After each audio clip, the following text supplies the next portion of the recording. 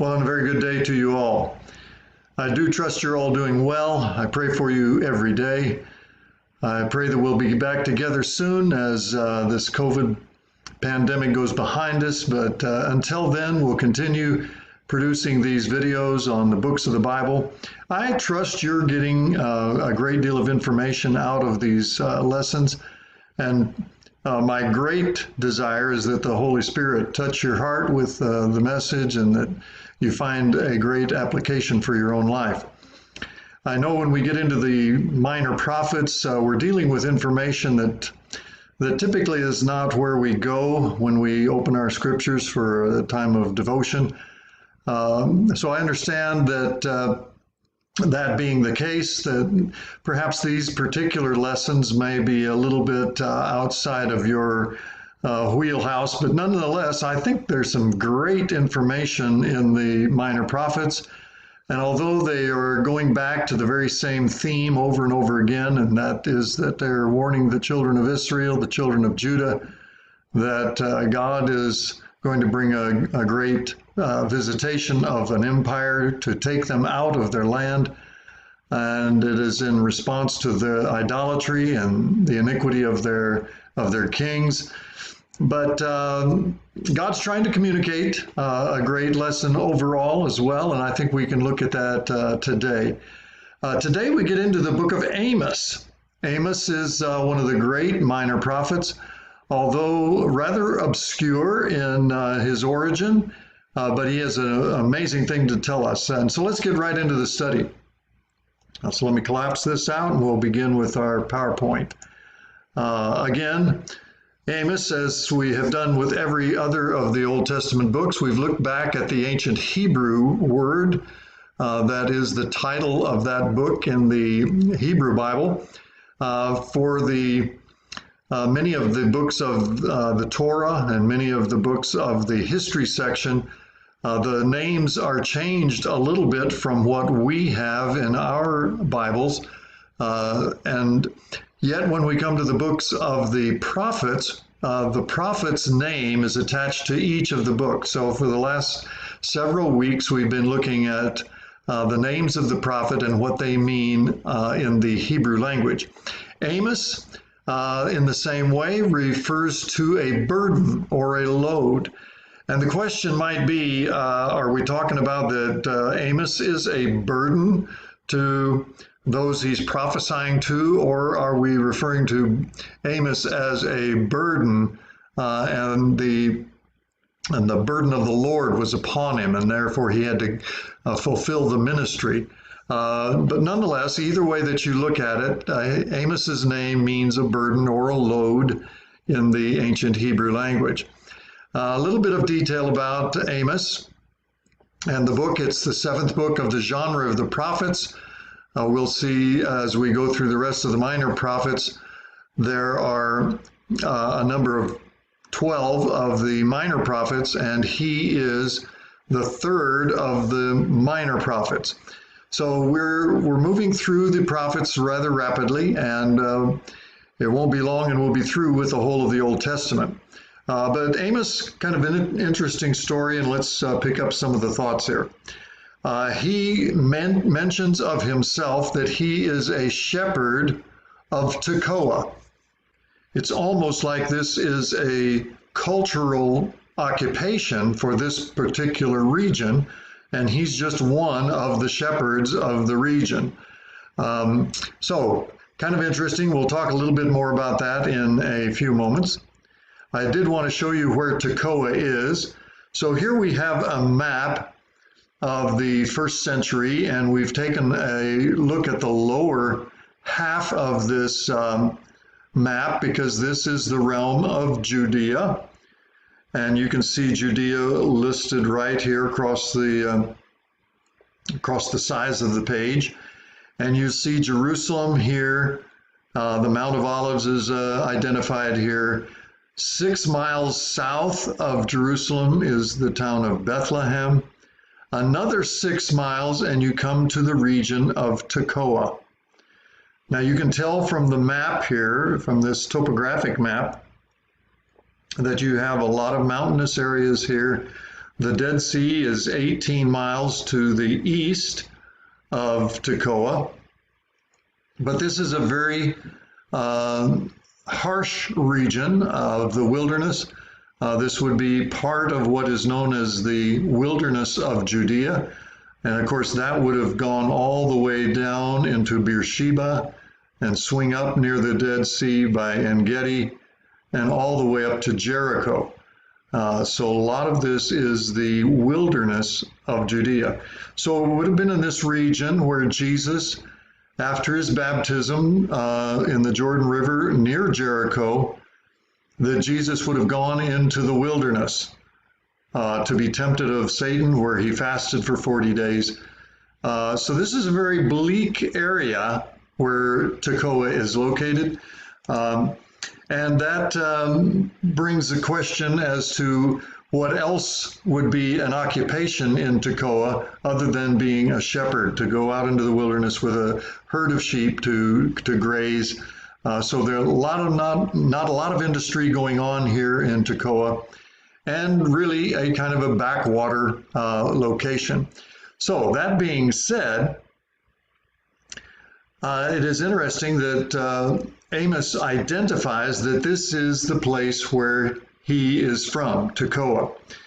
Now, if we were to draw a line across this map where the northern 10 tribes are separated from the southern 2 tribes, as we know that Amos is prophesying during the period of the divided kingdom, we would find that the border between north and south runs very much right above Jerusalem. So Jerusalem is in the very north of the southern kingdom.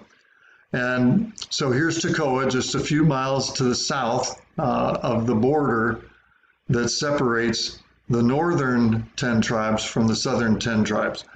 That's going to be interesting because of the fact that Amos actually identifies who he is ministering to.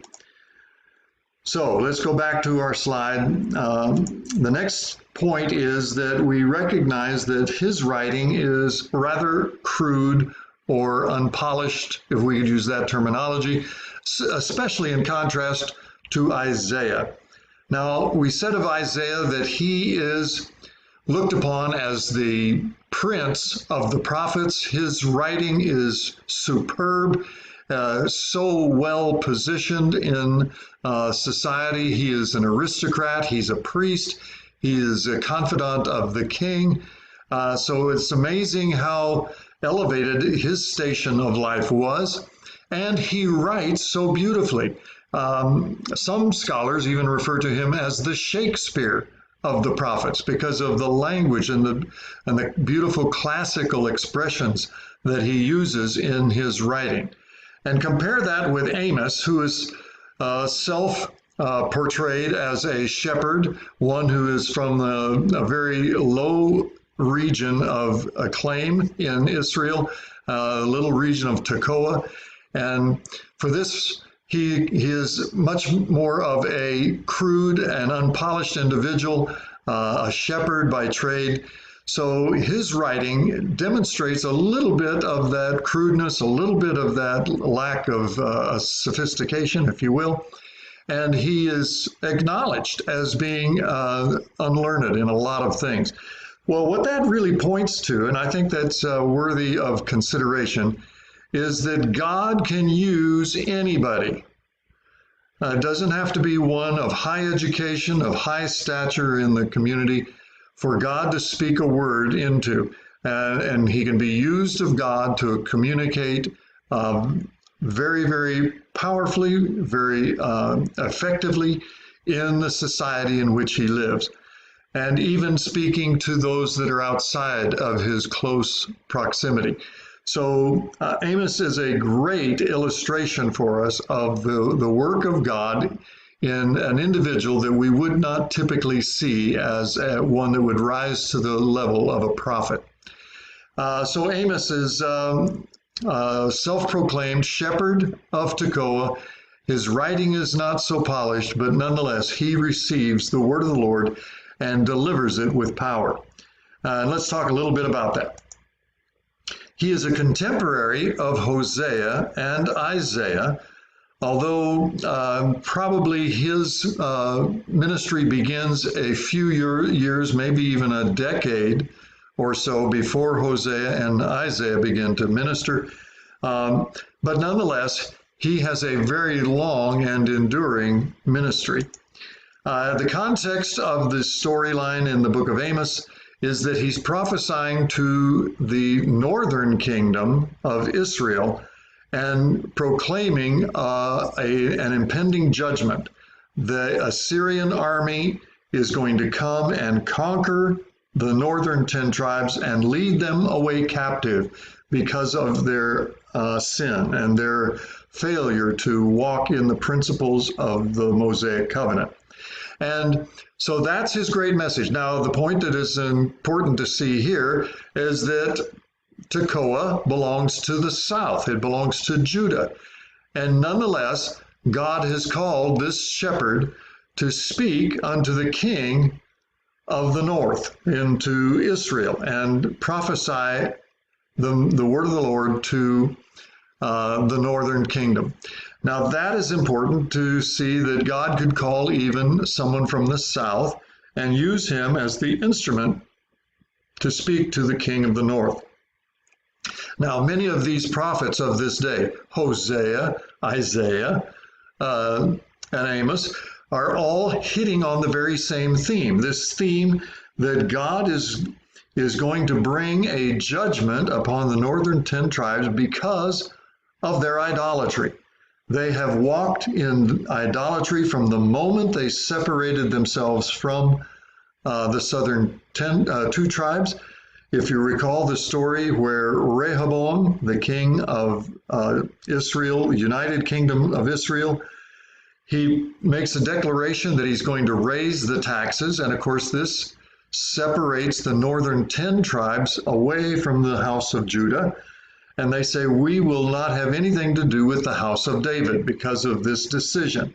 And a servant of King Solomon, Jeroboam, takes the throne of the northern 10 tribes.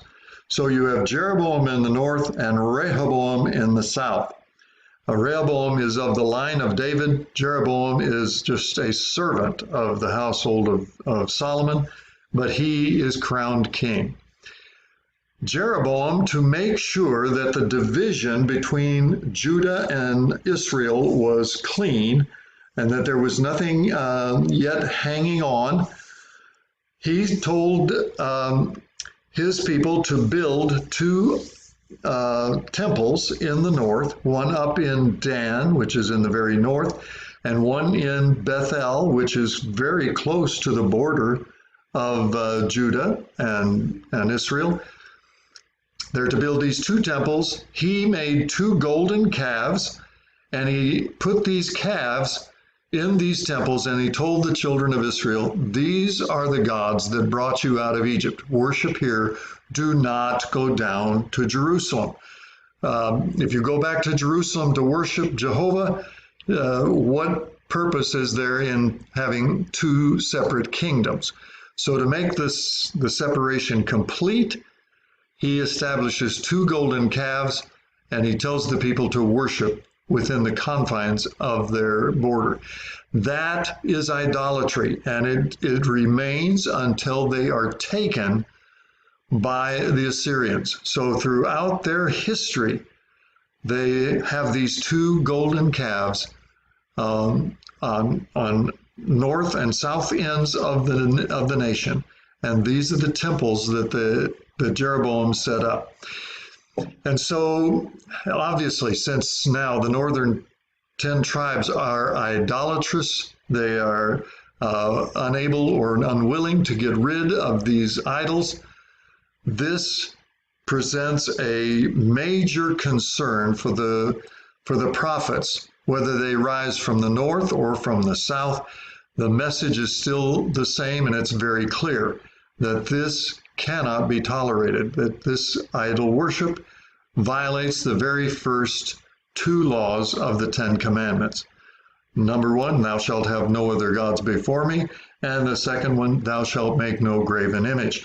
So This is a great target for any of the prophets that speak about the idolatry in the north. All right, so Amos prophesied during the reigns of Uzziah, the king, in the southern kingdom in Judah. As I just mentioned a few minutes ago, Isaiah was a good friend of Uzziah the king. So here is this shepherd out in Tekoa, about 12 miles south of Jerusalem, and he's beginning to prophesy. He's prophesying during the time that Isaiah was coming into his ministry. He also ministers during the reign of Jeroboam II, the king of the north. So Jeroboam I was the first king that was used in the split. But many years later, another king is born, and he's named Jeroboam. So he is Jeroboam II.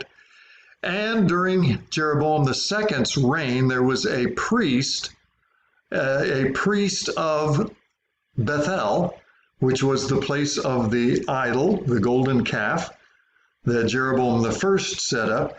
And here arises this priest by the name of Amaziah. And so this is also part of the storyline of Amos, how Jeroboam II and Amaziah, the priest of Bethel, come into contact with Amos. His message is targeted against three evils in the northern society.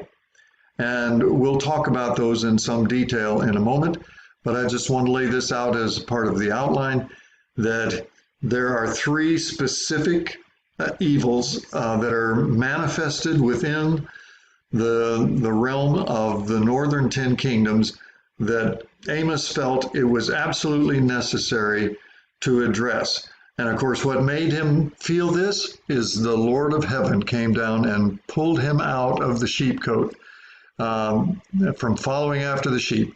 And he is to send this message to the northern king and targeting these three great evils. We'll talk about them in detail in a moment.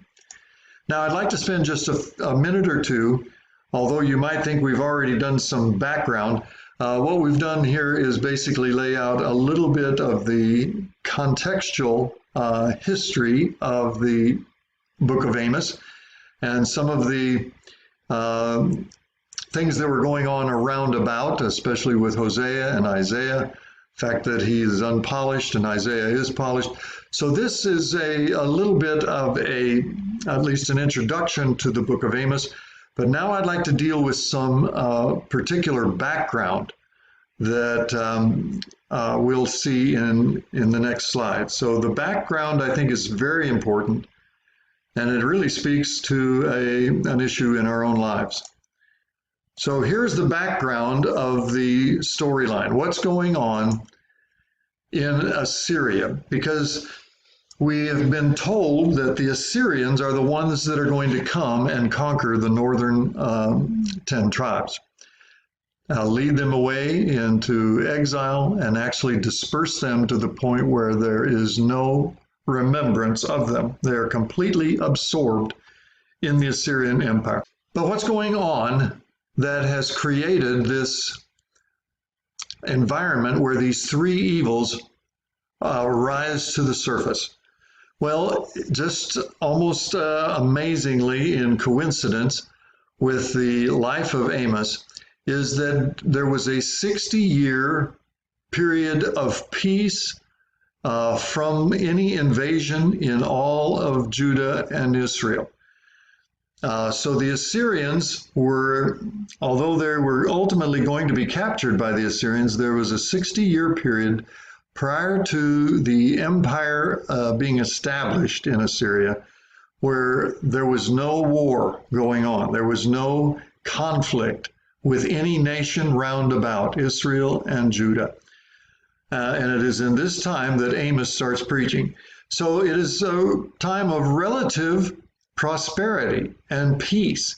And one might think, why is this prophet preaching so adamantly during this time of peace and safety, this time when we're not finding enemies rising up in power to come and bring their armies to bear upon us.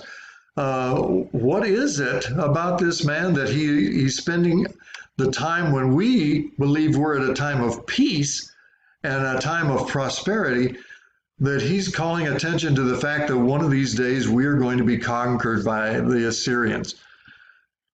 And they don't realize that it is in this day of peace and prosperity and safety that they need to be taking account of their own personal lives and how this behavior that they are expressing and experiencing is not pleasing to God.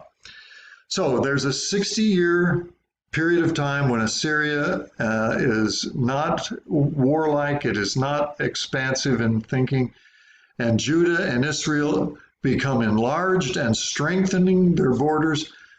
It's also the time when Jonah goes to Nineveh. We'll talk about that in a couple of weeks.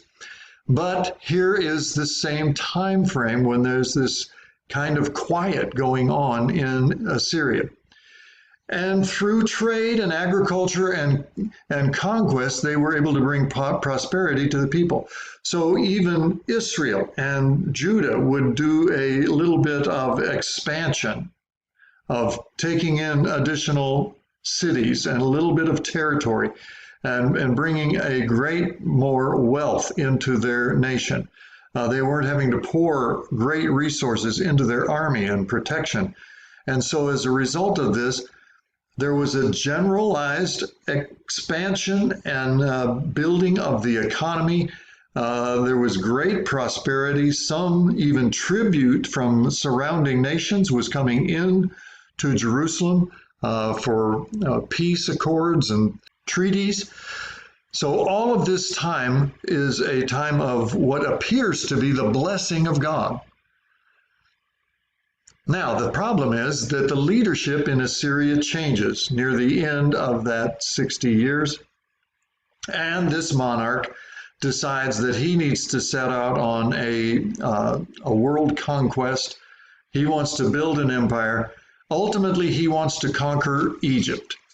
And so the way to get to Egypt is you march through Israel, the northern 10 tribes, then you march through Judea, and then you're on the doorstep of Egypt.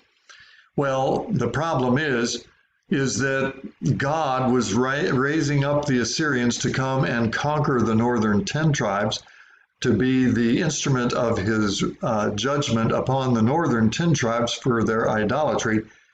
But God was not going to allow Assyria to march through Jerusalem and take Judea, as they would go down to war against Egypt. And we know the story how Sennacherib, the captain of the army, came and he stood before the city of Jerusalem after he had conquered the northern 10 tribes, and he is there speaking to the people of Judea that are on the walls of Jerusalem and telling them that he is going to conquer them. And of course, there's this prayer that goes up in the midst of the congregation of Judah. There are prophecies that Assyria will not succeed. They will, by the hand of the Lord, be defeated. And sure enough, while Sennacherib is making preparation for war, God visits them in the night, and a great, whether it's a plague or whether it's a frightening experience where they all rise up and they start slaying each other, we don't know. But we do know that there is a great deliverance of the land of Judah from the Assyrian host. And so Sennacherib and what remains of his army limp back to Assyria, and we don't see them again in the storyline of Judah. But they've conquered the north, and they take them into captivity, take them into exile. So the leadership has changed there at the beginning of this storyline. Amos actually doesn't walk us through the conquering of the north, but he actually is warning that that is about to take place. So near the end of the 60 years, the leadership in Assyria changes, and the monarch is set on conquest and building an empire.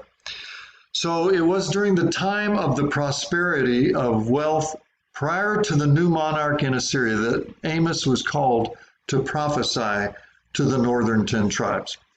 Now that's important to recall because, again, Amos is prophesying to them while they're still enjoying peace, they're enjoying prosperity and expansion, and so his words are not well received, to say the least. All right, let's move on. So there are three targeted evils that I mentioned earlier that are the result of this time of peace, this time of prosperity, this time of expansion. There are three evils that rise up in the northern 10 tribes, and Amos is going to deal with them specifically.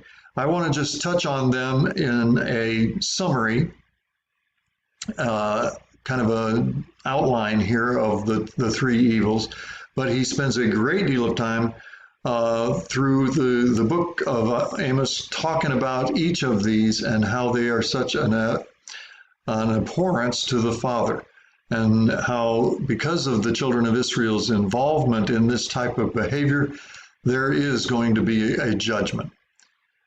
Well, here are the three targeted evils. The first one is just the luxury of the nation. Not only were they becoming wealthy, they were using that wealth as a means of luxuriating in their found position. So they would take ease. They would set aside great time of just reflection, and they would sit in their seats of power and just enjoy the fact that they did not need to worry where their next meal was coming from, and where enemies used to come and invade them and put them under great battle. None of that is happening now. And so they just took this time and they took it off. They just absolutely left aside any fervor for God. What fervor was left, what fervor that had not been eaten up by the idolatry of the golden calves, all of it was now subject to decay and ruin, as they just luxuriated in the fact that they felt God was blessing them beyond measure, and we need not do anything because we're being blessed. Well, that's clearly a dangerous position. And just because God has poured out a great blessing does not mean at that point we need to stop our absolute conviction and commitment to Him and to follow hard after God, rather than rest in the peace and blessing that may be at our hand. So this was a key element that Amos struck on, the fact that they were wealthy and they were using that wealth to cause ease in Zion. So that's always been an issue. The second major target was the moral and political corruption that was going on in the northern 10 tribes. Again, probably as a result of the fact that there was peace from their enemies round about. There was great wealth building going on. And yet, because of that, arises a greater manifestation of moral corruption and political corruption, those in the leadership. So one of the ways this is manifest is the treatment of the poor. Obviously, God has always intended that those that are of economic struggle need to be supported by those in the nation of Israel that are have means, whether it be if you're a farmer, you leave crop on the vine, or you let seed fall to the ground and you don't pick it up, and you allow the widows and the orphans to come and glean in the fields. So there's provision for that in the laws of Moses. But here, the disparity between wealth and poverty became unimaginable in its scope. I mean, the wealth of the wealthier was exceedingly strong, and the poor became poorer and poorer, and there was no communication between the two. There was no giving of the wealth to the poor to aid them in their need. The scripture is full of passages of scripture that talk about how a nation treats the lowest among them. It's going to be a demonstration of how God is going to bless that nation. So the widow, the orphan, those that could not care for themselves, those that were sick and infirmed, that's the job of the rest of the community, to bear up underneath those and aid them so that they are fed, they are clothed, they are clean, they're housed. All of that is part of the plan of God.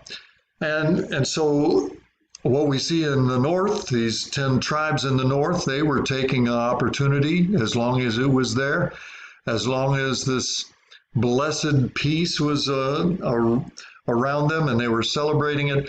They would take as much of that wealth and they would start hoarding it. They would start putting it away to where for a rainy day they had resources. But what it meant is that all of the poor, all of the beggarly, were not getting fed and clothed and treated. And so the disparity was just becoming outrageous, and it becomes a very easy target for the prophets to deal with. The social injustices needed some commentary. And so the prophets would rise up and speak horrific words of God's judgment against this type of behavior. There was a general contempt of holy things that God was not especially highly regarded in their lives. That there was a sense that, okay, if I go to the temple and I offer God an offering, that's good enough, and I really don't have to change my heart. I don't have to change my life. The fact that I've gone to the temple and I've fulfilled some of the laws of the prophet Moses, then I'm good. And so there was a general contempt for things holy. Their week was not engaged in things of God. There was only a Sabbath recognition, and then the rest of the week they would just live the way the rest of the world did. And so this contempt for holy things, and you can see I've written here passages out of the book of Amos to demonstrate a place to see these things in action in the book of Amos. So chapter 2, verses 6 through 8, there's this general contempt for spiritual things, for righteous things, for holy things. And it was more of a system of ritual rather than a true heart leaning into the promises of God. The third aspect of the political and the moral corruption was the disorder, the oppression, the violence, and the robbery. And it almost sounds equivalent to what's going on in our society in the United States. Because of the two political parties and the corruption that seems to be evident, obviously there are those that would riot, they take this opportunity to create disorder and oppression.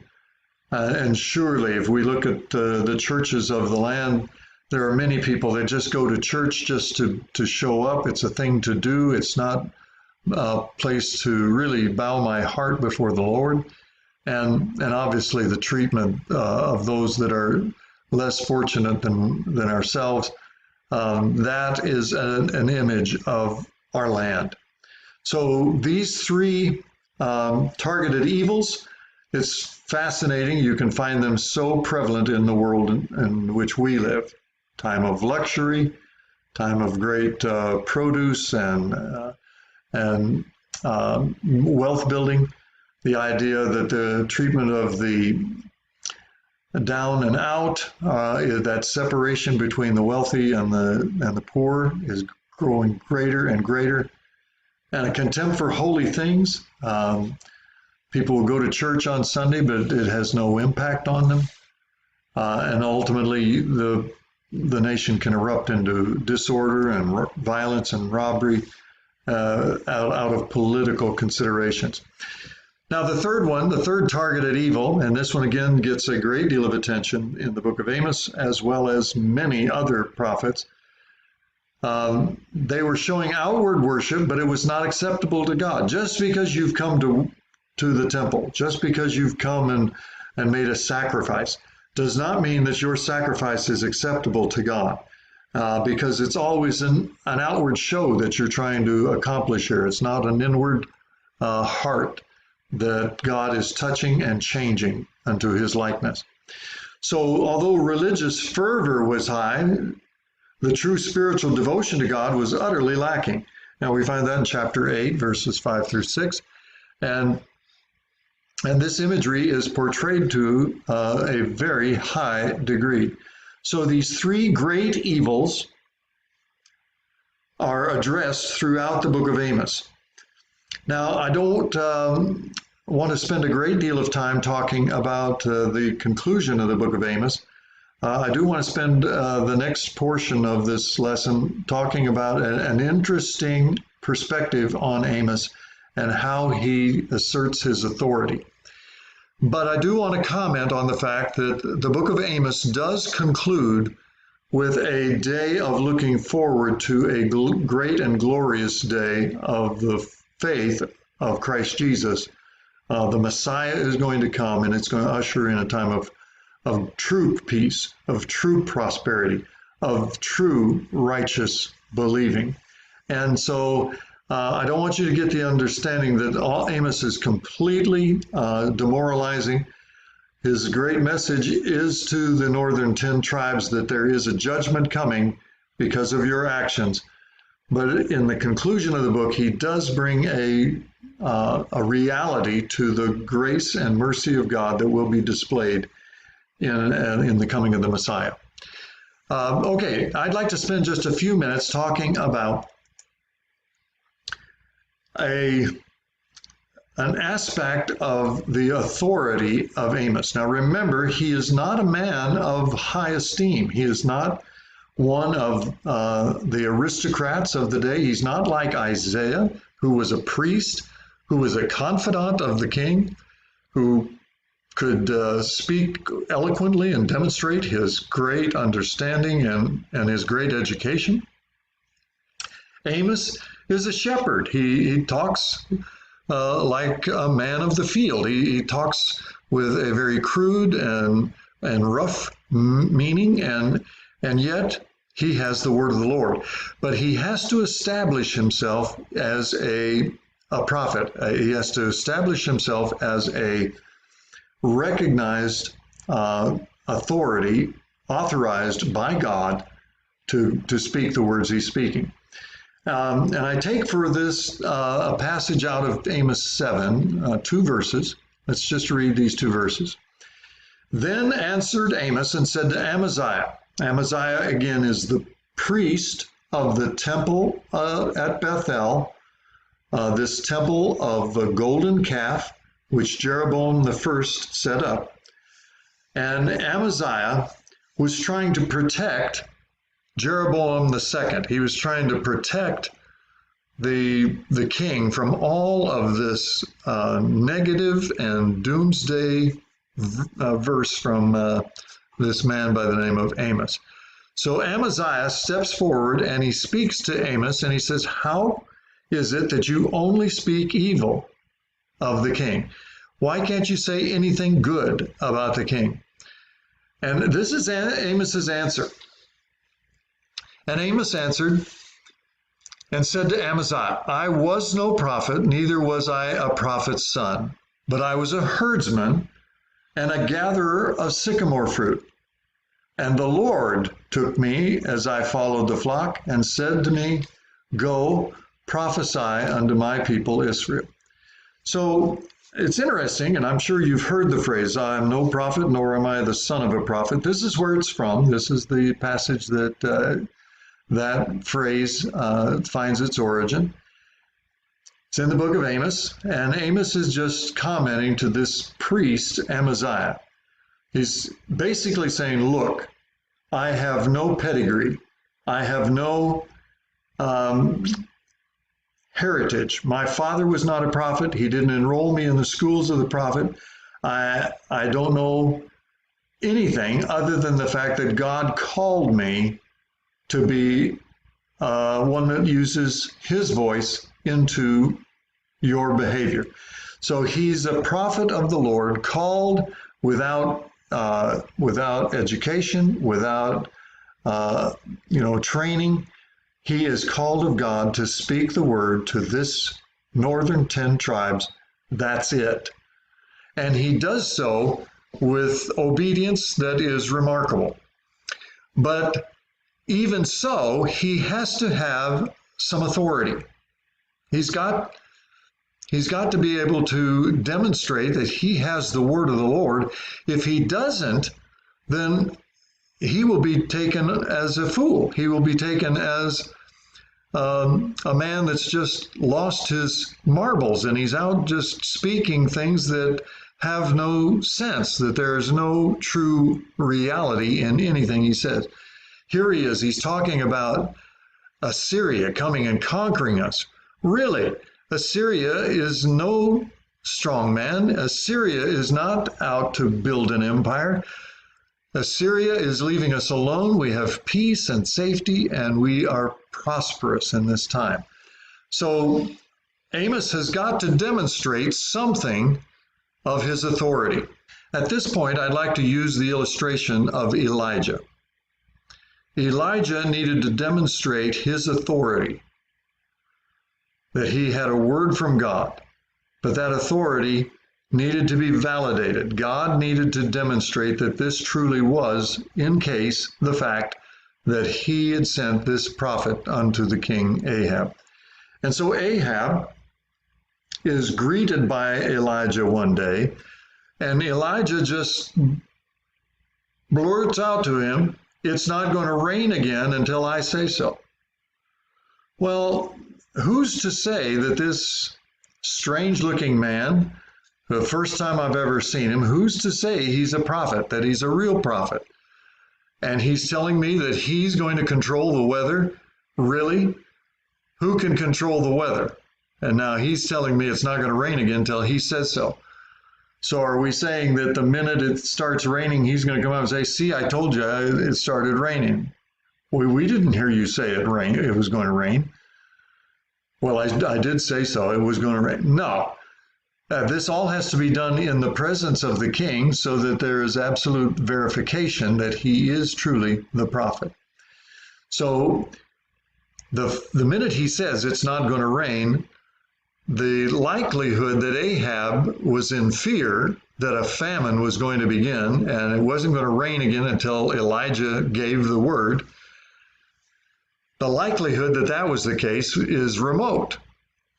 But lo and behold, after a week, maybe 2 weeks, maybe 3 weeks, maybe a month, maybe a couple of months, and it hasn't rained, it's going to dawn on the king that Elijah had a word from the Lord, and truly his word has come to pass. It has not rained since he said that. And now he's challenging my prophets of Baal to prove whether they are God or whether the Lord God of heaven and earth is the king in Jerusalem, this eternal God on the throne in the temple of Jerusalem. That is the King of Kings. That is the Lord of Lords. Truly, he is the only God. And so Elijah demonstrates his authority by that challenging of the prophets of Baal on Mount Carmel and the fact that it hasn't rained according to his word. So how about Amos? How does Amos demonstrate the authority of God? Well, He's stated right here in this chapter 7 that he is not a prophet. He is no son of a prophet. He wasn't in the school of the prophets, but God came and pulled him out of the following the flock and told him to go prophesy. So he's moving in obedience. He's moving in reliance to the God that called him, but he is demonstrating no authority. So let's look at how Amos handles this situation.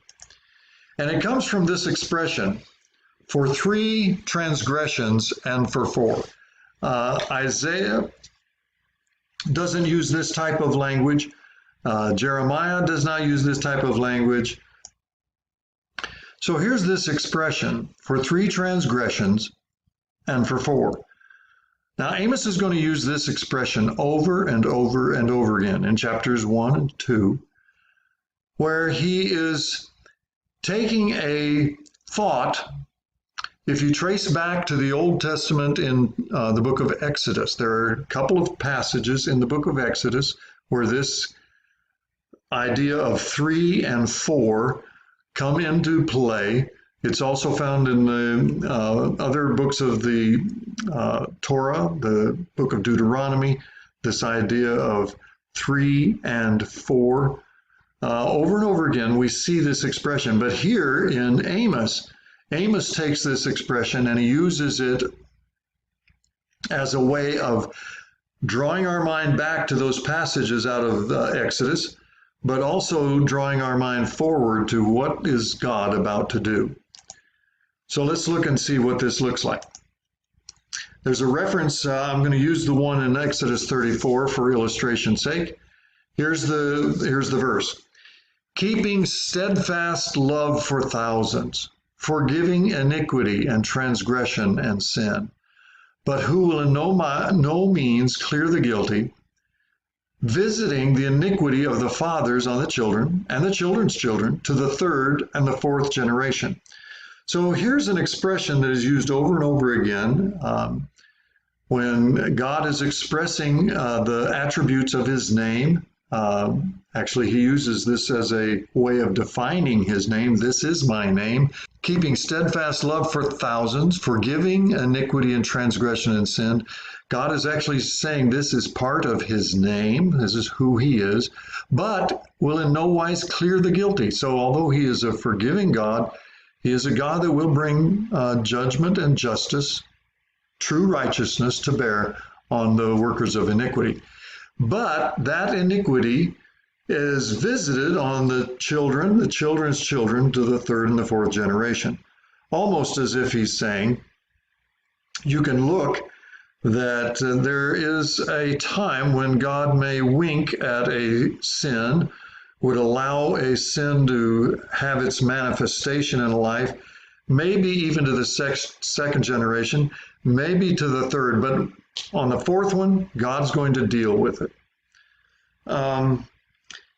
I remember my mother using the phrase every now and again when I would be doing something wrong. She says, Rick, you stop that. That's 1.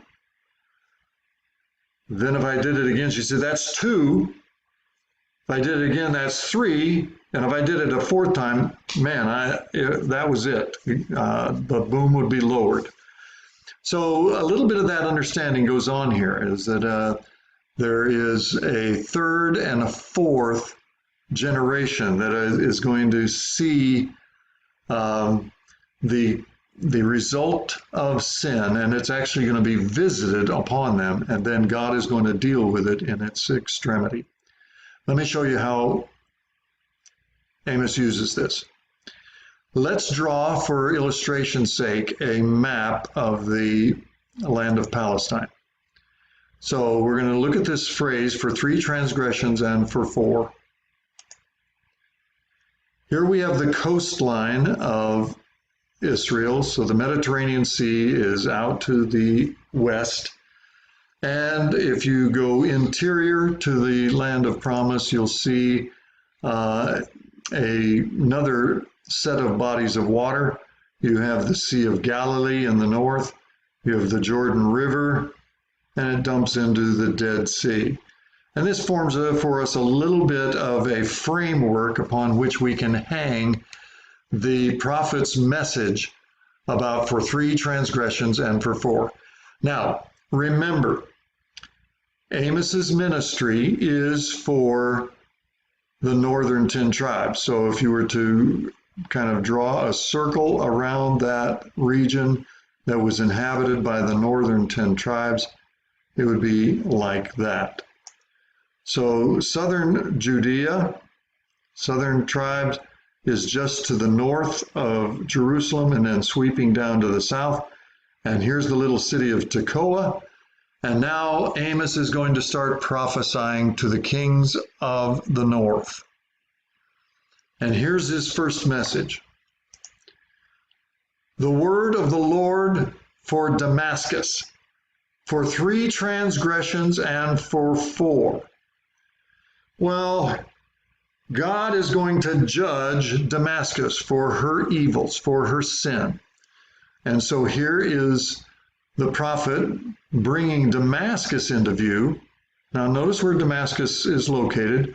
If we were to trace the region of the northern 10 tribes, it would be right here.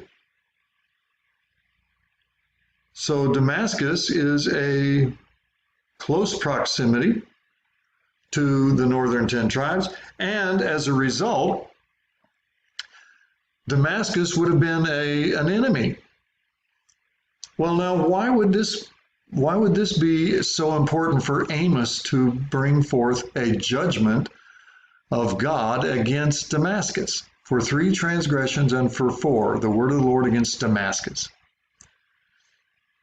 One might think, well, what care does the northern king have to do with the fact that Damascus is going to be judged?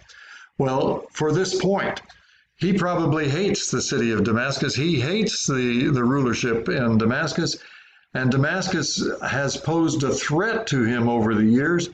So praise God, let the transactions take place to bring judgment against Damascus.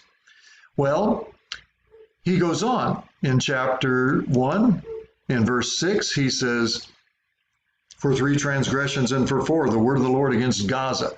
Now we're down in the realm of the Philistines. So he's gone to the northeast, now he's gone to the southwest. These enemies are both receiving a judgment of God against them because they've had 3 transgressions and now 4, and God is going to visit them with judgment.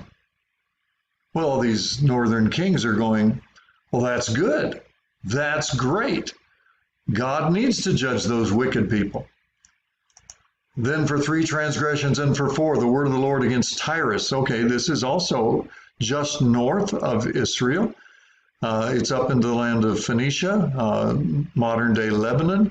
So it's a little beyond the borders of the land of Israel. But now God's leveling a judgment for 3 transgressions and for 4, the word of the Lord against Tyrus. He moves on down. So now he's gone to the northwest. Now he goes back down to the southeast. And here's the word of the Lord against Edom. This is the nation that grew up out of the household of Esau. We saw the struggle that Esau and Jacob had in their growing up. And so here is Edom now receiving this same for 3 transgressions and for 4, the word of the Lord against Edom. So again, this is a great blessing to the northern 10 tribes because all of these people have been enemies in times past. For 3 transgressions and for 4, the word of the Lord against Ammon. And of course, Ammon is to the very directly to the east. And then for 3 transgressions and for 4, the word of the Lord against Moab. Ammon and Moab form the nations that grew up out of the household of Lot. When Lot fled Sodom during the day when God judged Sodom, his 2 daughters and his wife came with him. His wife turned around and she turned into a pillar of salt. And the 2 daughters and Lot went up into a cave above the Dead Sea there. And there, the two daughters got this bright idea that maybe all the men of the world were dead and they needed to have children. So they caused their father to become drunk, and they would lay with him in the night. And lo and behold, the two of them become pregnant, incestuous pregnancies. And the two children grew up to become mighty nations, Ammon and Moab. And so now God is leveling a judgment against them for 3 transgressions and for 4, for the iniquity of Ammon, for the iniquity of Moab. God is going to visit them with a judgment. Now, you can imagine what's going on here in the land of Israel. They're seeing all their enemies round about under a plague, a judgment by God, and Amos is the deliverer of this good news. Now, this would be like saying, for 3 transgressions and for 4, the word of the Lord against Clemson. And the people of Athens, Georgia, who love their bulldogs, think of Clemson and they think they need to be judged, those wicked people.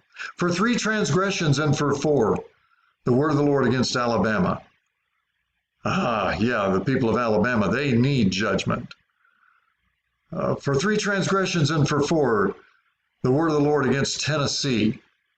And the people of Athens and the Bulldog Nation, they rise up and they say, that's great words of God. For 3 transgressions and for 4, the word of the Lord against Florida, or against Tennessee, or against Kentucky, or against Georgia Tech. And you can see that because all of the enemies round about Israel are being set up for judgment by the words of Amos, they are agreeing in their heart that Amos, man, he has got the word of the Lord. He is hearing directly from God. This is a great prophet. And they are authorizing him. They are validating his ministry because they see everything that he's saying is absolutely true. Now, the prophet turns to his own people. Remember, he's from Tekoa, he's from Judea. And now Judah in chapter 2, verse 4 of the book of Amos, it says, and for 3 transgressions and for 4, here's the word of the Lord against Judah. And again, this would be like the word of the Lord coming against Georgia Tech for any Bulldog fan.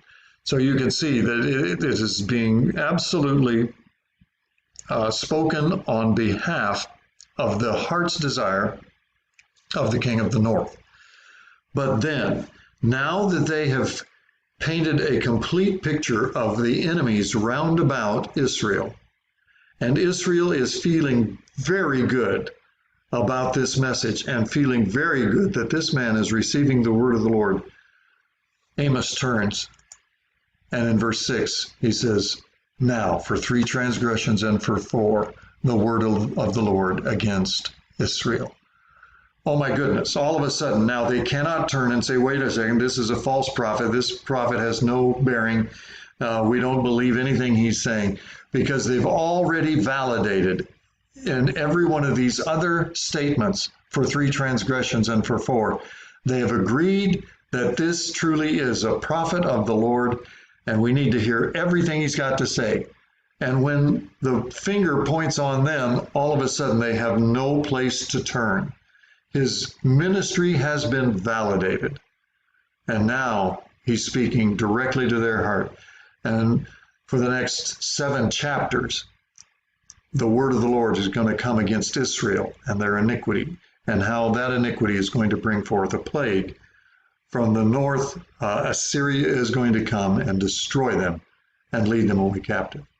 Have you ever been in a service where pastor's preaching away and you might think, man, that is a great word for Ralph over there, or that's a great word for Bill over there. And we start looking at what the pastor's saying and seeing, man, that word is really applicable to that guy or to that gal back there.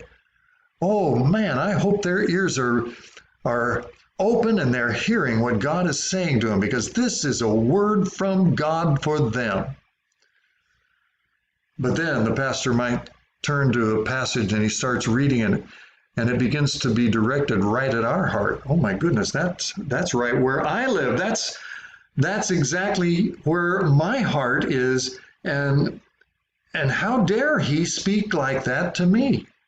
Well, I've already validated that he's got the word of the Lord for that person, for that person, for that person. Now I have to admit that word is God's word for me. And it validated Amos's position as a prophet. He said, I didn't come from the line of a prophet, but I am telling you right now, God called me and I am speaking his word. And it brought on to Israel a validation of the claims that they were going to enter into captivity to Assyria because of their idolatry. Well, I trust that was powerful and meaningful to you. We will pick it up on next week when we get into the book of Obadiah. Looking forward to that. I hope you all have a very, very good week. Bless the Lord.